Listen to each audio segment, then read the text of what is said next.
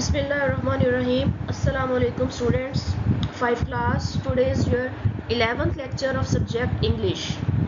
ठीक है बेटा, लास्ट लेक्चर्स में हम लोग ने जैसे कि आपको पता है कि यूनिट स्टार्ट किए हुए हैं। हमने 4 यूनिट अपने कंप्लीट कर लिए हैं। उसके साथ साथ यूनिट्स के साथ साथ हम लोग ग्रामर पार्ट भी अपना कर रहे हैं। लास्ट टाइम हमने स्टोरी की थी, ठीक है। अब हम जो है वो इसके साथ भी ग्रामर का कोई पार्ट साथ ऐड करके करेंगे। तो अब हम अपना जो है वो यूनिट स्टार्ट करते हैं इंशाल्लाह। जी स्टूडेंट्स, जैसे कि आप देख रहे होंगे सामने आपका यूनिट नंबर 5 है, फादर ऑफ द नेशन। कायद आज़म की तस्वीर आपने देख लिया, सामने लगी हुई है। इसका मतलब है ये चैप्टर हम कायद आज़म मोहम्मद अली जिन्ना रहमतुल्लाह अलैहि के बारे में पढ़ रहे हैं। इसमें हम इनकी सबसे पहले पढ़ेंगे कि वो पैदा कहाँ हुए थे, उनकी एजुकेशन के बारे में पढ़ेंगे, कहाँ से उन्होंने कंप्लीट की। उसके बाद एजुकेशन कंप्लीट करने के बाद उन्होंने प्रोफेशन कौन सा चूज़ किया। फिर पॉलिटिक्स के बारे में उनकी क्या खिदमात हैं और पाकिस्तान बनाने के लिए उन्होंने क्या क्या खिदमतें की, क्या क्या काम किए, मेहनत की, और एंड में उनकी डेथ जो है वो कैसे हुई। मतलब ये सारा एक सीक्वेंस वाइज जो है वो इस चैप्टर में मौजूद है। तो हम कायद आज़म के बारे में पढ़ेंगे जिन्हें बाबाई कौम भी कहते हैं, ठीक है। Now let's start reading. Quaid Azam Mohammad Ali Jinnah is the founder of Pakistan. Pakistan के बनाने वाले थे, फाउंडर कहते हैं बनाने वाले को। He was born on 25 of December 1876 in Karachi. वो कराची में पैदा हुए थे 25 दिसंबर 1876 को। His father's name was Punja Jinnah.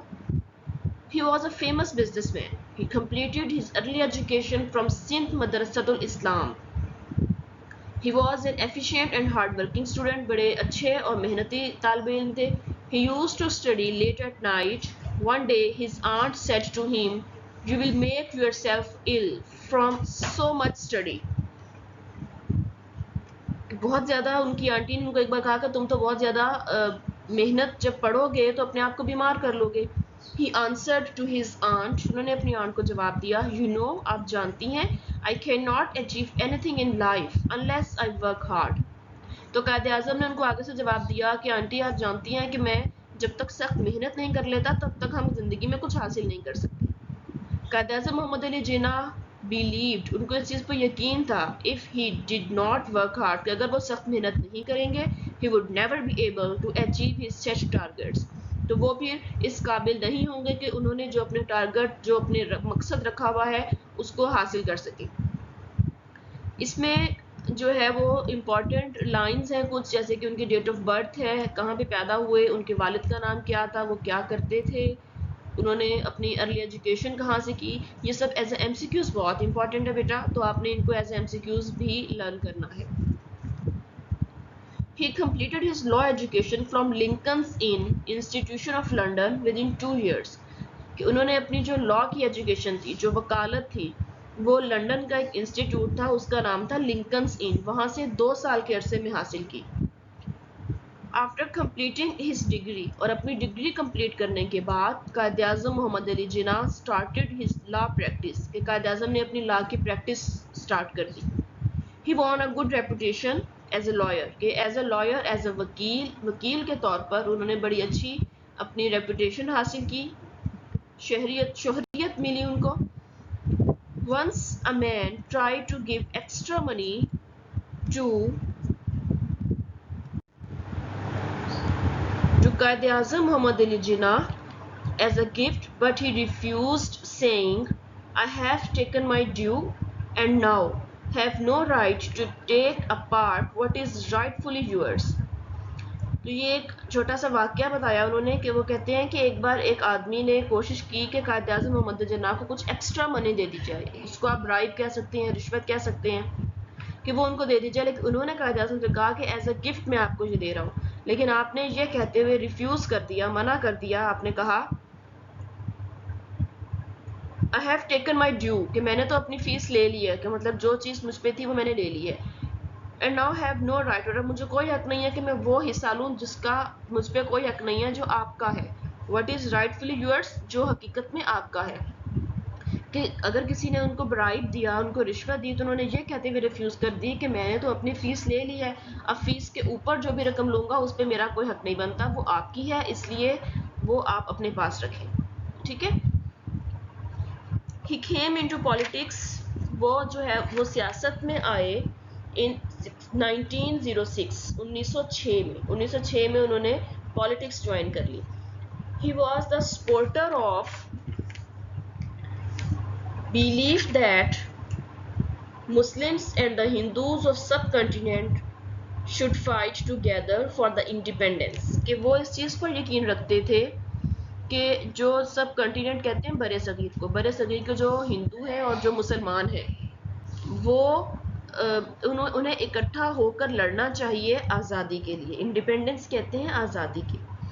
Later on, he came to know, उनको ये पता चला about the insincerity of Hindus। फिर कुछ अर्से बाद उनको पता चल गया कि जो हिंदू हैं वो उनके साथ सिंसियर नहीं है, ठीक है। Then he started working for the freedom of the Muslims। फिर उन्होंने मुसलमानों की आज़ादी के लिए जो है वो काम शुरू कर दिया। From the British and the Hindu rules, British और हिंदू रूल्स, जो रूलर थे, जो हुक्मरान थे, उन लोगों से आज़ादी हासिल करने के लिए उन्होंने काम शुरू कर दिया, ठीक। He faced the harsh opposition of the British and the Hindus। उन्होंने हिंदूज और ब्रिटिश की जो है उनसे उनकी मुखालफत जो है वो उसको बर्दाश्त किया। Thus the Muslims gave him the title of कायदे आज़म। मुसलमानों ने उनको कायदे आज़म का जो है वो टाइटल दिया। His sincere effort, उनकी जो सिंसियर एफर्ट थी, मुखलिसाना जो कोशिश थी, एंड डिटर्मिनेशन और इरादा, brought Pakistan into being as a largest Muslim state. वो पाकिस्तान को एक एज अ मुस्लिम एक बहुत अच्छी स्टेट के तौर पर सामने लेके आया। He worked for the betterment of a newly created Pakistan। उन्होंने जो नया पाकिस्तान बना हुआ था उसकी बेहतरी के लिए काम शुरू कर दिया। After the creation of Pakistan, Pakistan बनाने के बाद, he passed away on 11 सितंबर 1948। 11 सितंबर 1948 को जो है वो फौत हो गए, इस दारिफानी से कूच कर गए। It is in his leadership, ये उन्हीं की लीडरशिप थी, उन्हीं की क़यादत थी, that the Muslims of the sub continent, के बड़े सगीर के जो मुसलमान थे, स्ट्रगल्ड हार्ड, उन्होंने बहुत सख्त मेहनत की, and achieved a separate homeland, और अलग से एक मुमलिकत हासिल की, मुल्क हासिल किया जिसका नाम पाकिस्तान रखा। फॉर दिस रीज़न, इसी वजह से, ही इज़ नॉन एज, उनको पहचाना जाता है, उनको जाना जाता है father of the nation, father of the nation के नाम से, मतलब कौम के बाप के नाम से, हम बाबा कौम कहते हैं। जी, तो ये आपकी रीडिंग थी बेटे, आपने इसको रीडिंग को अच्छे से करना है, प्रोनाउंसिएशन का ख्याल रखना है। मैं साथ के साथ जो मुश्किल वर्ड्स उनके मीनिंग्स भी मैंने आपको बता दिए हैं, और इसमें जो इम्पॉर्टेंट चीज़ें हैं जैसे डेट्स हो गई, या उन्होंने कायद आज़म ने फौत कब हुए, जब उन्होंने तालीम कहाँ से हासिल की, लो एजुकेशन कहाँ से की, ये सारी चीज़ें एज ए MCQs आपके पेपर में आती होती हैं, तो एज ए MCQs आपने इनको अपने जहन में रखना है। अब इसमें सामने आपको आंसर कैसे नज़र आ रहे हैं, इसको स्किप करते हैं, इसको एंड में करेंगे। अब हम इसकी नेक्स्ट एक्सरसाइज की तरफ चलते हैं। जी, क्वेश्चन आंसर हम बाद में करेंगे, जैसे कि मैंने आपको बताया। उसके बाद इसका पार्ट बी है comprehension skills, predicting outcome. While reading the story, do you get inspired by the hard-working nature and determination of कायद आज़म? कि इस स्टोरी को पढ़ के जो है वो हम इंस्पायर होते हैं क्या? वो कहते हैं कि डू यू गेट इंस्पायर्ड, कि क्या आप इंस्पायर होते हैं कायद आज़म की सख्त मेहनत से, उनकी नेचर से, उनके इरादे से मजबूत। इसी चीज़ को देखते हुए हमने इन ब्लैंक्स को फिलअप करना है। नंबर 1 है Quaid Azam Mohammad Ali Jinnah was the dash of Pakistan. जो करेक्ट आंसर्स हैं उनको मैंने हाईलाइट कर दिया है आपकी आसानी के लिए। Quaid Azam Mohammad Ali Jinnah was the founder of Pakistan. Number 2, he completed his early education from Sindh Madrasatul Islam. Number 3, he came into politics in 1906. Number 4, he died on 11th September 1948. Number 5, Dash advised him not to study too much, his aunt. In blanks को आपने learn करना है, MCQs हैं ये आपके paper में भी बेटा इसी तरह से आएंगे MCQs बन के। उसके बाद learn about words, word meaning है, इन्हीं वर्ड मीनिंग्स को आपने लर्न करना है, और इसी तरह से जो आपके टेस्ट में भी आती है और आपके पेपर में भी आएंगे। जो सेम वाले हैं उनको मैंने सेम कलर कर दिया है आपकी आसानी के लिए। बेटरमेंट, द एक्ट ऑफ और process of bettering, improvement, improve करने के लिए किसी काम को जो काम किया जाता है। मिसअंडरस्टैंडिंग, अ डिसएग्रीमेंट और quarrel. Determination, the act of coming to a decision और ऑफ फिक्सिंग और सेटिंग अ पर्पस, कोई एक पर्पस रखना, कोई मकसद अपना रखना। Efficient, producing an effect as a cause, causative, कोई भी कॉज, आपको कोई भी चीज़ जो कि आपको इफेक्ट करती हो। Last one, independence, freedom from the control, influence, के फ्रीडम हासिल कर लेना कंट्रोल से, आज़ाद हो जाना बिल्कुल ही। तो ये वर्ड मीनिंग थे। ये वर्ड मीनिंग आपने लर्न करने हैं, ऊपर से जो एमसीक्यूज हैं उनको आपने लर्न करना है, वो के ऊपर इसी तरह से आपने जो वर्क करना है। जी अब हम वर्ड स्टडी की तरफ आ गए हैं। फोनिक्स, साउंड्स की स्टडी, गेम ऑफ साउंड, इसके बारे में पढ़ेंगे। बिगनिंग ट्राइग्राफ, हमने डायग्राफ के बारे में पढ़ा था और ट्राइग्राफ के बारे में भी एक बार हम पिछले चैप्टर्स में पढ़ चुके हैं। डायग्राफ 2 साउंड्स, ट्राइग्राफ 3 साउंड्स जो हम मिसिंग होती हैं, जो सेम साउंड दे, लेटर्स 3 होते हैं, साउंड उसमें से एक ही निकलती है। When a trigraph, a group of 3 letters generating one sound, जब एक आवाज निकालते हैं, comes in the beginning of the word called beginning trigraph. Example, scrap, SCR, sound, letter 3 है, sound एक निकल रही है। Casual, shrink, school, shirt. तो उन्होंने नेक्स्ट आपको कहा है कि कंप्लीट द वर्ड्स, इन्हीं चीज़ों को जो ऊपर जो है एग्जांपल दी हुई है, इन्हीं को वर्ड्स को लगा के आपने नीचे इसको कंप्लीट कर लेना है, ठीक है। ये होगा बिगनिंग ट्राइग्राफ, जो बिगनिंग स्टार्टिंग में से जब आप 3 साउंड्स निकालेंगे तो वो बिगनिंग होगा, एंड में जब निकालेंगे तो वो एंडिंग हो जाएगा। Ending trigraphs, when trigraph comes in the end of a word called ending trigraph. Example, watch, match, sketch, badge, जज। एंडिंग में देख लें ज और च साउंड आ रही है और इन्हीं कंप्लीट द वर्ड्स, उन्हीं ऊपर वाले वर्ड्स को लगा के इसको कंप्लीट कर देना है, ठीक हो गया। अब लास्ट आपका आ गया है writing skills. Write 6 lines on Quaid-e-Azam Mohammad Ali Jinnah with the help of diagram given below. आपको ये डायग्राम एक दे दी गई है, इसमें आपको हिंट दे दिए गए हैं, इन हिंट्स को लेके आपने 6 लाइन लिखनी है कायद-ए-आज़म के बारे में।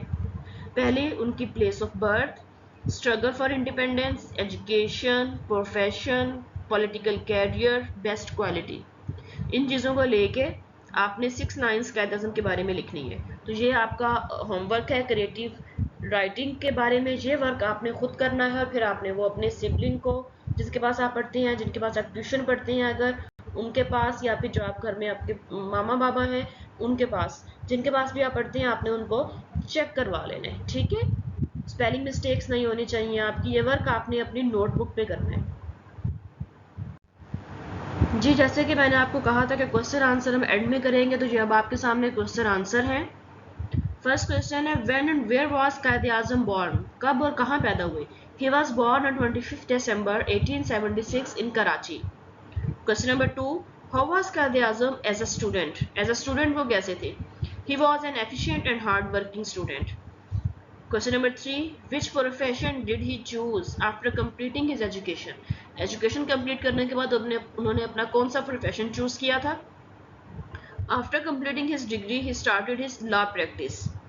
Number 4, where did he study law? He completed his law education from Lincoln's Inn Institution of London. And the last one is, how could we achieve an independent Islamic state? एक independent Islamic state हम कैसे हासिल कर सकते हैं। Answer है, it is the leadership of Quaid-e-Azam that the Muslims of the subcontinent struggled hard and got a separate homeland. कि ये कायद-ए-आज़म की ही अंत तक मेहनत थी, उनकी लीडरशिप थी कि उन्होंने सब कंटिनेंट के लिए बहुत ज़्यादा मुसलमानों के लिए मेहनत की और एक अलग से वतन हासिल कर लिया, ठीक है। ये क्वेश्चन आंसर है, इनको आपने अपनी नोटबुक पे राइट करना है और एज अ एमसीक्यूज ये आपके पेपर में आएंगे, आपके टेस्ट में आएंगे। जी स्टूडेंट्स, अब आपके सामने एक एप्लीकेशन है फी कंसेशन, ठीक है। ये एप्लीकेशन आपने करनी है, एप्लीकेशन का फॉर्मेट आपको पता है कि क्या है। ये मैंने एक आपको लिख के दिखा दिया है, जैसे ऊपर द हेडमास्टर लिखा हुआ था आपने वो नहीं लिखना, उस जगह आपने लिखना है द प्रिंसिपल। प्रिंसिपल के बाद नीचे आपके अपने स्कूल का नेम आ जाएगा, इसलिए मैंने इसको अंडरलाइन किया है कि यहाँ आपने अपने स्कूल का नेम लिखना है। फिर नीचे, उसके नीचे आपके अपने सिटी का नेम आ जाएगा, फिर सर, बाकी सारा कुछ ऐसे आएगा। Sir, respectfully I state that I am the daughter of a poor man. जो बॉयज हैं वो सन लिखेंगे, जो गर्ल्स हैं वो डॉटर लिखेंगी। I am the daughter of a poor man, my father is a clerk, he is unable to pay my fee, I want to get higher education, kindly help me by granting full fee concession। कि full fee concession दे के मेरी मदद की जाए। I shall remain ever thankful to you for this act, yours obediently XYZ class, और फिर नीचे आपका मंथ आ जाएगा, जो भी चल रहा है डेट आ जाएगी और ईयर आ जाएगा। इसको आपने लर्न करना है और अपनी नोटबुक पे एज इट इज राइट करना है। जो मैंने इसमें चेंजिंग करवाई है आपको, इन चेंजिंग्स के बाद गर्ल्स जो हैं वो लिखेंगी I am the daughter of poor man, और बॉयज सन लिखेंगे। जी, ये नेक्स्ट आपकी एप्लीकेशन है, application for school leaving certificate, कि स्कूल छोड़ने का आपको सर्टिफिकेट चाहिए।